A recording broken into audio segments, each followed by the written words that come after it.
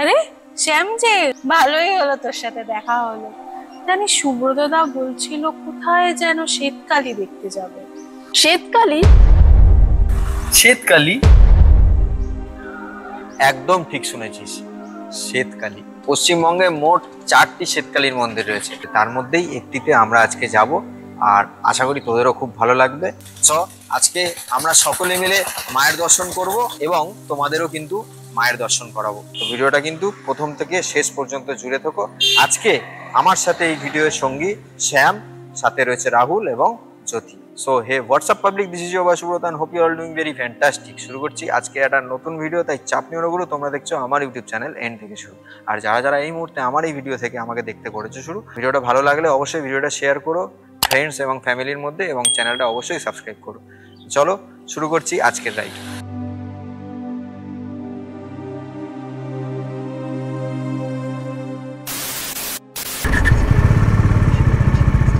সুপ্রভাত বন্ধুরা, ঘড়িতে এখন সময় হচ্ছে 7:40, আর আমাদের গড়িয়া ভবতারিণী মায়ের দর্শন করে মাকে প্রণাম জানিয়ে শুরু করছি আজকের রাইড।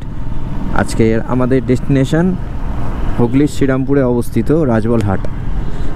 গড়িয়া থেকে রাজবলহাটের দূরত্ব ওই অলমোস্ট 65 কিলোমিটার।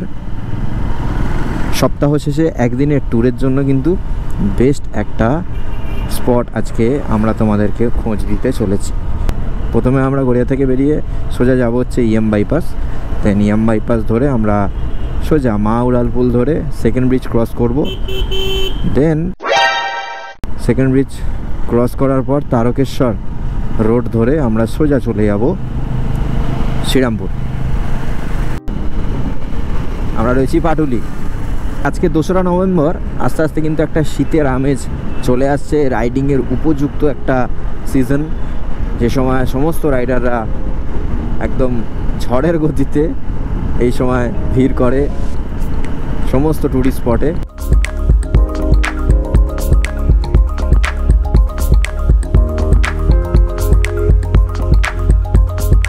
আমরা এই মুহূর্তে রয়েছি মা উড়ালপুলে।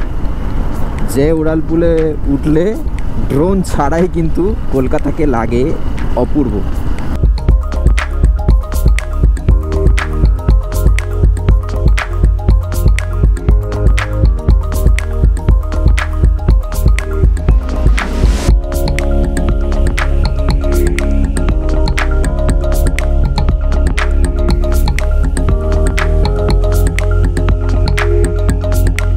এবার তোমরা হয়তো ভাবছো যে আমরা বললাম হুগলি ব্রিজ দিয়ে যাবো, বাট হাওড়া ব্রিজ কেন দেখাচ্ছি? তার কারণ হচ্ছে আমরা জানতাম না যে আজকে হুগলি ব্রিজ কনস্ট্রাকশনের জন্য কাজ হচ্ছে, সেই কারণে বন্ধ রয়েছে। তাই ঘুরে আবার আমাদের সেই হাওড়া ব্রিজ থেকে ক্রস করতে হলো হুগলি নদীকে। আর এই হচ্ছে হাওড়া স্টেশন, কলকাতার সবথেকে বড় ব্যস্ততম রেল স্টেশন। জীবনে প্রথম কোনো রাইডে বেরিয়ে বা কোনো গন্তব্যে বেরিয়ে সাঁতরাগাছি ব্রিজ এত ফাঁকা দেখছি। তার একটাই কারণ, আজকে সেকেন্ড ব্রিজ অর্থাৎ দ্বিতীয় হুগলি সেতু কিন্তু বন্ধ রয়েছে। আর এই দ্বিতীয় হুগলি সেতু বন্ধ থাকার কারণে আমাদের হাওড়া ব্রিজ হয়ে হাওড়া ময়দান হয়ে ঘুরে আসতে হলো। তার জন্য কিন্তু 40 থেকে 45 মিনিট সময় এক্সট্রা লাগলো জাস্ট এই এতক্ষণে সাঁতরাগাছি এসে পৌঁছাতে। আমরা রাইড শুরু করেছিলাম প্রায় 7:30 নাগাদ, আর 7:30 থেকে রাইড শুরু করে সকালবেলায় সাঁতরাগাছি পর্যন্ত এসে পৌঁছাতে 9টা বেজে গেল। মানে বেকার ওয়েস্ট অফ টাইম।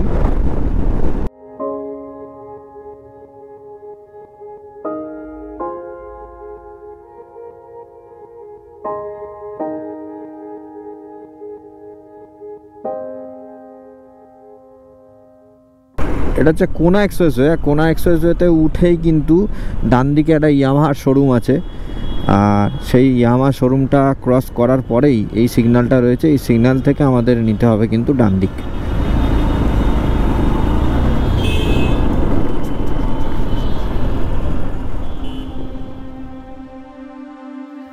হাওড়া আমতারড় ধরে রাজবলহাটের দূরত্ব প্রায় 40 কিলোমিটার। আমাদের এই ঝটিকা সফরে এই রাস্তা ধরে প্রথমে ডোমজুর, তারপর দক্ষিণবাড়ি, জগৎবল্লভপুর, জঙ্গিপাড়া হয়ে আমরা পৌঁছলাম রাজবলহাটে।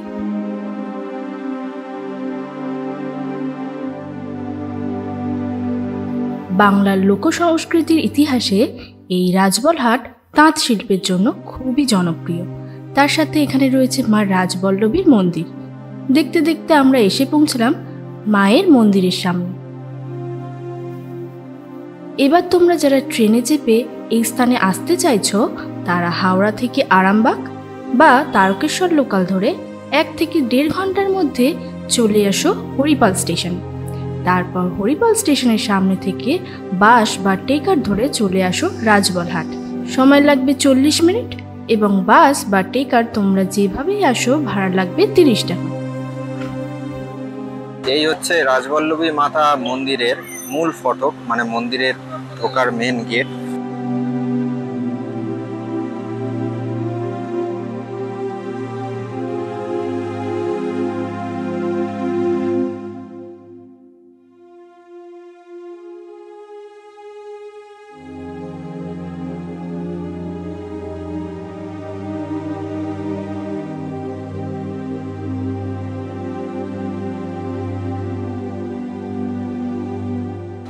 গেট থেকে ঢুকলেই ভেতরেই রয়েছে বাইক এবং 4 চাকা রাখার পার্কিং এর সুব্যবস্থা।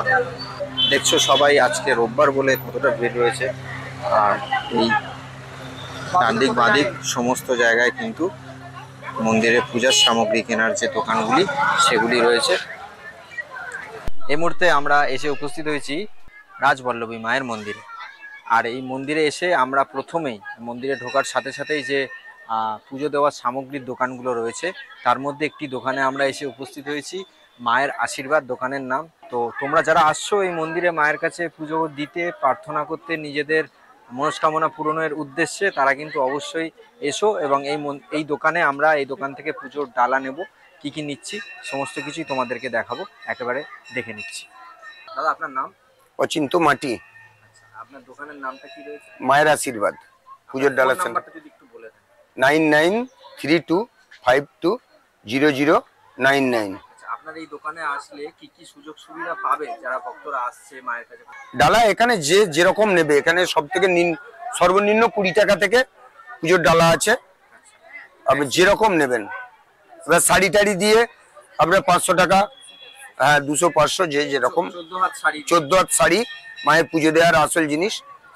অ্যাকচুয়ালি চাই যারা দূর দূরান্ত থেকে আসছে মায়ের ভক্ত যারা, তারা সকলে একটু সুবিধাটা পাক, আসল জায়গাটা জানুক, যেখানে এলে মানুষ দূর দূরান্তে কোথায় গাড়ি রাখবে, কোথায় ব্যাগ জুতো তাদের পার্সোনাল জিনিসপত্র রাখবে, এগুলোর জন্য আমরা সবসময় চেষ্টা করি মানুষ যাতে একটু সুযোগ সুবিধাগুলো পাক। আর আমরা টিকিটটা কেটে রাখি অ্যাকচুয়ালি দূর দূরান্তের মানুষ যারা দূর থেকে আসে মায়ের ভোগ যদি না পেয়ে ফিরে যায় অফেন্ডেড হয়, যার জন্য টিকিটগুলো আমরা কেটে রাখি। ফোন করে আসলে আমরা ওই 40 টাকার বিনিময়ে টিকিট কেটে রাখি। এছাড়াও মায়ের মন্দিরে আসলে মায়ের 14 হাত যে শাড়ি পরানোর ব্যবস্থা আমরা সবকিছুই করে দিই এখান থেকে। আমাদের 14 হাত শাড়ি আছে নিজস্ব আমাদের পালায়, ওখানে বলে আমরা 14 হাত শাড়ি পরানোর ব্যবস্থাও করে দেবো। অগ্রিম আমাদের 10 দিন আগে ফোন করলে আমরা সেই শাড়ি ব্যবস্থা করে দেবো। এছাড়াও আমাদের এমনি পুজোর সামগ্রী 21 টাকা থেকে পুজো দেওয়ার ডালা শুরু। এখানে 21, 30, 31 যে যেমন দেবেন 50 টাকার পুজোর ডালা এখানে পেয়ে যাবেন। এখানে কোনো পান্ডা নেই, দালাল নেই এবং কোনো বিভ্রান্তি হওয়ার কোনো ব্যাপার নেই। 40 টাকার টিকিট, এখানে 21 টাকা দক্ষিণা, যে যেরকম পারবেন দক্ষিণা দেবেন, মায়ের পুজোর সামগ্রী নেবেন, ব্যাস। আর যারা ভোগ খেতে চাও তোমরা মায়ের কাছে মন্দিরে এসে সেই ভোগ খাওয়ার ব্যবস্থা কিন্তু দাদা করে রাখে। দাদার কাছে কুপন রাখা থাকে, তোমরা এসে দাদার থেকে কুপন সংগ্রহ করতে পারো। কুপন 40 টাকা করে প্রতিজনের, তো একই রেট। আর যতজন আসবে তোমরা শুধু একটু ফোন করে জানিয়ে দিও দাদাকে যে দাদা আমরা এতজন আসছি, সকাল সকাল ফোন করে জানিয়ে দিও। দাদা সুন্দর করে ব্যবস্থা করে তোমাদের জন্য ভোগের কুপন সহকারে সমস্ত ব্যবস্থা করে রেখে দেবে। রাজবলহাটের জঙ্গলাকীর্ণ এলাকার ঐতিহাসিক নাম ছিল রাজপুর। লোকভাষা পরিবর্তনের মাধ্যম দিয়ে বর্তমানে নাম হয় রাজবল্লভী হাট তথা রাজবলহাট। আনুমানিক 1190 থেকে 1210 খ্রিস্টাব্দের মধ্যেই দেবী রাজবল্লভী মাতার প্রতিষ্ঠাকাল, অর্থাৎ প্রায় 810 বছরের পুরনো এই মন্দির। তবে মায়ের পুরনো মন্দিরের অস্তিত্ব আজ বিলুপ্ত। মন্দিরের ভিতরে ঢুকলে তোমরা দেখতে পাবে মা রাজবল্লভীর গর্ভগৃহকে ঘিরে রয়েছে মোট 4টি ভৈরবের মন্দির: শ্রী বাণেশ্বর শিব মন্দির, শ্রী নন্দীশ্বর শিব মন্দির, শ্রী সোমেশ্বর শিব মন্দির এবং শ্রী ত্রম্বকেশ্বর শিব মন্দির। মায়ের গর্ভগৃহের ঠিক সামনেই রয়েছে নাট মন্দির,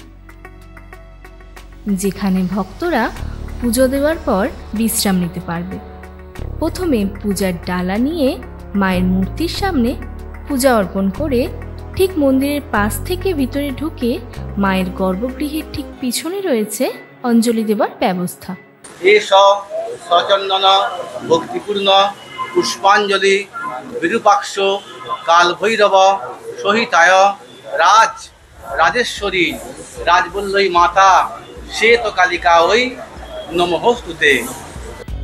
এবং সেখানেই রয়েছে ভক্তবৃন্দদের ভোগ খাওয়ার জায়গা, যেখানে বসে প্রতিদিন প্রায় 1000 থেকে 1200 মানুষ মায়ের ভোগ গ্রহণ করেন।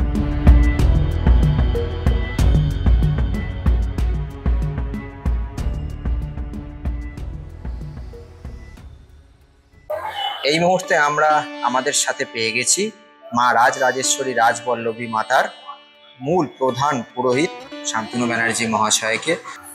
এই মন্দির সম্পর্কে যদি কিছু বলেন। হ্যাঁ, অবশ্যই।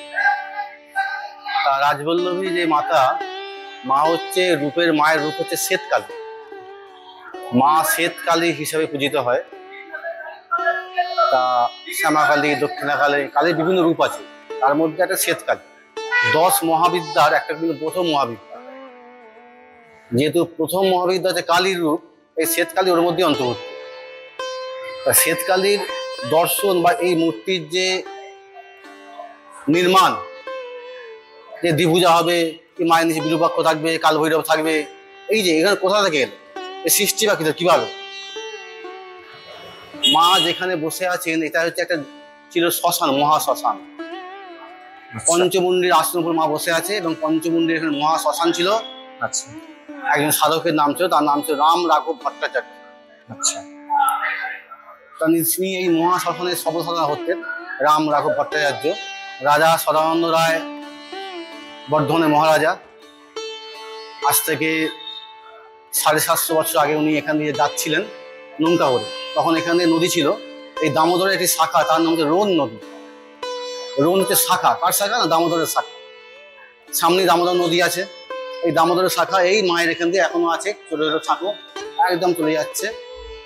এই রোন নদীর ওপর দিয়ে রাজা সদানন্দ রায় বাণিজ্য করতে যাচ্ছেন। মা অষ্টাবর্ষী, মানে 8 বছর বয়স, মা কন্যা রূপে একদম নদীর ধারে বসে আছে। রাজা যাচ্ছেন, নদী থেকে 7টি নৌকা আছে, রাজা 7টি নৌকা বা বজরা নিয়ে যাচ্ছে। বজরা দেখা বলা, তখন তো বজরা বলা হয়। সেই বজরা মা দেখতে পায় যে একটা ছোট মেয়ে নদীর ধারে বসে আছে, কিন্তু শ্মশানের ধারে, নদীর ধারে শ্মশান ছিল। এই শ্মশানটা এখন মা কালীর, রাজবল্লভ শ্বেতকালীর এখন মণ্ডপ বা মন্দির প্রতিষ্ঠা হয়েছে। তার রাজা সন্ধ্যায় ওই মেয়েটিকে তার বজ্রের আহ্বান করে নৌকাতে, যে তুমি এখানে এসো রমণী, তা তোমাকে আমরা নিয়ে যাবো বর্ধমান। তখন রাজা একটু মেয়েটিকে কুদৃষ্টি দেখে, খারাপ দৃষ্টিতে। আচ্ছা। তখন মা হাসি মুখ, কিচ্ছু কথা বলেনি, হাসি মুখে রাজার নৌকায়, মানে রাজা সদানন্দ রায় তার নৌকায় উঠে পড়ে। নৌকায় ওঠা মাত্রই প্রত্যেকটা নৌকায় মা পা দেয়, প্রত্যেকটা নৌকায়, সমস্ত নৌকায় জলের তলায় ডুবে যায়। যখন রাজা সদানন্দ রায় তার নৌকায় পা দেবে, তখনই রাজা ভয় পেয়ে যায়। উনি বলেন যে মা আমাকে ক্ষমা করো, তুমি কে? তোর এত বড় সাহস, তুই আমার এইখান দিয়ে যাস আমার পারমিশন না নিয়ে, আমার শ্মশানের সামনে দিয়ে, তা তুই আমাকে খারাপ চোখে দেখেছিস, তাই জন্য তোর নৌকা ডুবিয়ে দেবো। তো যেমনি মা পা দিয়ে যাবে অমনি রাজা ক্ষমা চায় এবং মায়ের পায়ে ধরে ফেলে যে আমার ক্ষমা করো, আমার ভুল হয়ে গেছে। তখন মাতা রূপ দেখায় যে আমার ডান দিয়ে হয় বিরূপাক্ষ, আর ডান পায়ে থাকবে কালভৈরব, আর বাঁ পায়ে থাকবে বিরূপাক্ষ। আর আমার তো রূপ দেখাচ্ছি, এই রূপ দেখ, আমি শ্বেতকালীর রূপ, মানে মুন্ডমালা, ভেতরে মুন্ডমালা আছে, মায়ের ভেতরে মুন্ডমালা আছে, আর জিভ বার করে নেই মা। আচ্ছা।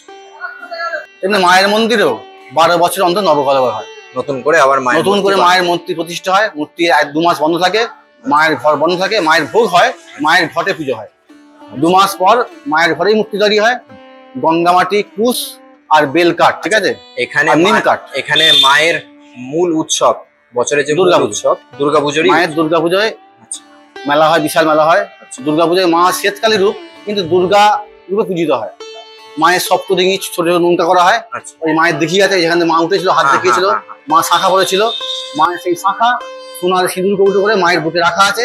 যখন 12 বছর অন্তর ভাঙা হয়, মায়ের মূর্তি পুনঃ প্রতিষ্ঠা হয়, অক্ষয় তৃতীয়া, শুভ অক্ষয় তৃতীয়ায় প্রতিষ্ঠা হয়, তখন সেই মায়ের মূর্তি ওখান থেকে সোনার বাস্কে মায়ের শাখা মা খুলে দিয়ে গেছে। আচ্ছা। মায়ের দিকে থেকে শাখা পড়েছিল, সেই শাখারই বা রাজা সরবন্ধের কাছে মা শাখা খুলে গেছে, সেই শাখা সোনার বাস্কে করে রাখা আছে মায়ের বুকেতে। ঘড়িয়ালের সময় দেখে যে পুজো করার নির্ভর। ঘড়িয়াল থেকে অষ্টমী মহাসন্ধি পুজো হয়। আচ্ছা মহাসন্ধি পুজো, ওটা হচ্ছে জল ঘড়ি। আচ্ছা ওটা আমরা জল ঘড়ি বলি। জল ঘড়িটা মায়ের জল ঘড়ি মানে পল, একটা সেকেন্ডে 60টা পল আছে। সেকেন্ডকেও 60 ভাগে ভাগ করা যায়। আচ্ছা। জল ঘড়ি এমনই ব্যবস্থা, তা একটা সেকেন্ডকেও ভাগ করা কত সূক্ষ্ম থেকে সূক্ষ্ম। একদম। সুতরাং মায়ের যে সন্ধি পুজো হয় পল অনুযায়ী, সেকেন্ড অনুযায়ী না, আচ্ছা। মানে সেকেন্ডের 60 ভাগ। ঘড়িটা স্থাপন করা হয় পঞ্চমীর দিন, সূর্য উদয় যখন হবে তখন এটা স্থাপন করা হয়। এই সময় যে বেরোচ্ছে এখানে ঘড়ির কোনো প্রয়োজন হয় না। এই টাইম এটা 24 মিনিট অন্তর বাটিটা ডোবে, এই বাটিটাই ঘড়ি, এটাকে জল ঘড়ি বলে। এই জল ঘড়ি অনুযায়ী যে সময়টা বেরোবে পঞ্জিকা মতে উদয় অস্ত মেনে যে পঞ্জিকায় যে টাইম লেখা থাকবে সেইটা থেকে ক্যালকুলেশন করে বের করে যে সময় আমরা পুজোর পাই সেই সময়ে পুজো অনুষ্ঠিত হয়।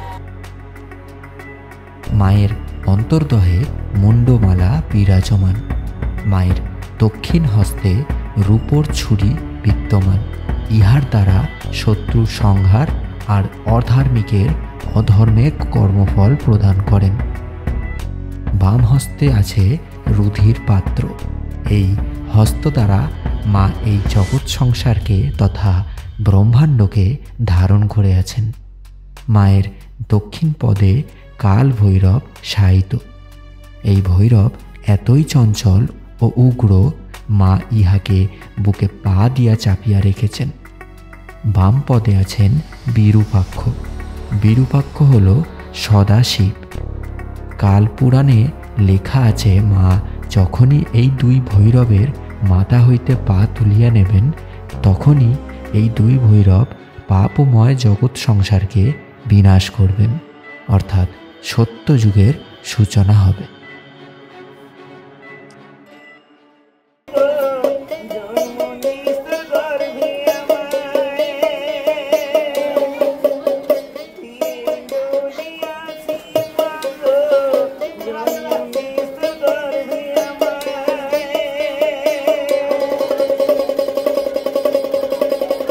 এই হচ্ছে মা রাজবল্লভী মায়ের মন্দিরের সামনের সেই দিঘি, যে দিঘিতে কিন্তু প্রত্যেক বছর নবমীর দিন 7টি ছোট ছোট নৌকা ভাসিয়ে দেওয়া হয়, এবং তারপরে কিন্তু সেই নৌকা দেখে ঘড়িয়াল ঘড়ি দেখে সময় বলে, এবং তারপরেই এই মায়ের পুজো হয়। সেই বিখ্যাত দিঘির পাড়, আর এই দিঘির পাড়ে দেখো কি হচ্ছে, দেখো পুজো দিতে এসে ফুচকা খাওয়া চলছে। দেখো ভেতরটা 5 থেকে 7 ফুট লাইন করেছে, আর দুর্গা একাই পুজো দিচ্ছে, একাই ছাড়ি দিচ্ছে, একাই ধরে 5টা বউ, আবার নাম জানো তো ছাড়ি করে বাবাই আইসক্রিম খাচ্ছে, দেখো এর আগে কেমন লাগলো বল আগে। ও ওরা হাত দেখালে হবে না, মুখে বলতে হবে। খুব সুন্দর জায়গাটা, কেমন লেগেছে? কেমন লেগেছে ভাই? ইউনিক জায়গা, নতুন জায়গা। হ্যাঁ, নতুন জায়গা। না মায়ের দর্শন যে এরকম শ্বেতকালী, কালো কালী, কালো কালী, শ্যামা কালী আমি ছেড়ে জানতাম না যে মানে কালী ঠাকুর জানতাম যে কালো হয় বা ইয়ে, বাট শ্বেত কালী যে হয় আমি এটা জানতাম না। এসে খুব ভালো লেগেছে। না এসে সেটা শ্বেতকালী যে জানতে পারলাম। মাহাত্ম্যটা সেটা ভালো লেগে হ্যাঁ। জানার পর সেটা ভালো লেগেছে। হ্যাঁ হ্যাঁ, ডেফিনেটলি খুব ভালো, কেমন লেগেছে খুব ভালো লেগেছে, শ্বেতকালী থেকে? খুব সুন্দর লেগেছে। আমাদের এই রাজবল্লভী মায়ের কাছে পুজো দেওয়া কিন্তু এই মুহূর্তে শেষ হলো। এবার আমরা এখান থেকে বেরিয়ে এই ঠিক আশেপাশে যে সমস্ত সুন্দর ঘুরতে যাওয়ার জায়গাগুলি রয়েছে সেগুলো দর্শন করব, এবং তার জন্য কিন্তু তোমাদের অপেক্ষা করতে হবে এর পরের পর্বের জন্য। ততক্ষণ এই ভিডিওটা এখানেই শেষ করছি। পরের পর্বে কিন্তু অবশ্যই পুরে আসলে আর তোমরা কোথায় কি দেখতে পাবে সেগুলো কিন্তু থাকছে, তাই পরের ভিডিওটার জন্য অবশ্যই তোমরা অপেক্ষা করো। খুব তাড়াতাড়ি পরের ভিডিও আসতে চলেছে। ততক্ষণ stay safe, stay healthy and be Bong. টাটা। এর পরের পর্বে থাকছে রাজবলহাটের আরও কিছু দ্রষ্টব্য স্থানে আমাদের অভিযানের গল্প।